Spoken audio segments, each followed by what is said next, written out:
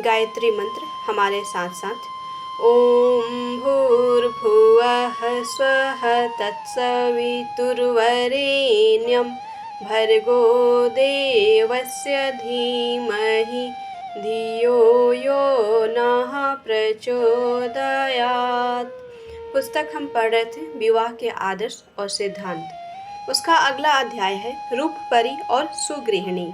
पिछले दिनों लड़कियों का कुलशील परखा जाता था। पुरोहित लोग जाकर लड़की लड़कों के संबंध में आवश्यक जानकारी प्राप्त कर आते थे।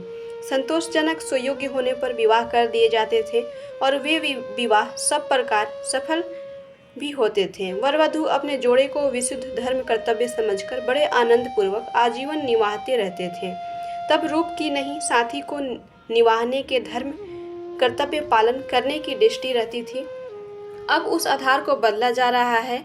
जिस प्रकार वसनात्मक कामुक दृष्टिकोण अपनाया जा रहा है, तो रूपवती रमणी की आकांक्षा भी जगी है। तदनुसार हर किसी को परी की रट लगी है।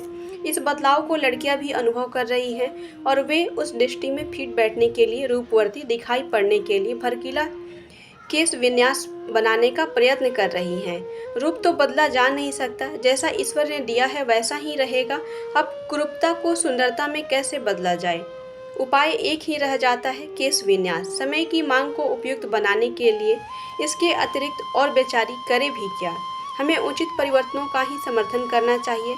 नई पीढ़ी के लड़कों का परिवर्तन हर दृष्टि से खतरनाक है। यह उनकी दूषित दृष्टि का परिचायक है। विद्यावती, गुणवती, शालीन लड़की ढूंढने की बात समझ में आती है, पर रूपवती ढूंढना और सकल सूरत के आधार पर पसंदगी निर्धारित करना ऐसा दृष्टिकोण है जिसके कारण उनका विवाह कभी भी असफल सिद्ध हो सकता है। धन को चंचल बताया गया है, पर रूप उससे भी अधिक चंचल है। फिर गृहस्थी के काम धंधों में फंसी हुई 2-3 बच्चों की माँ 30 वर्ष तक पहुँचते पहुँचते रूप यौवन खो बैठती है। तब यह लड़के उन्हें न पसंद कर सकते हैं और दूसरी नई खोज आरंभ कर सकते हैं। भोगवादी दृष्टिकोण अपनाकर हमने जीवन की, समाज की हर समस्या को उलझा दिया है।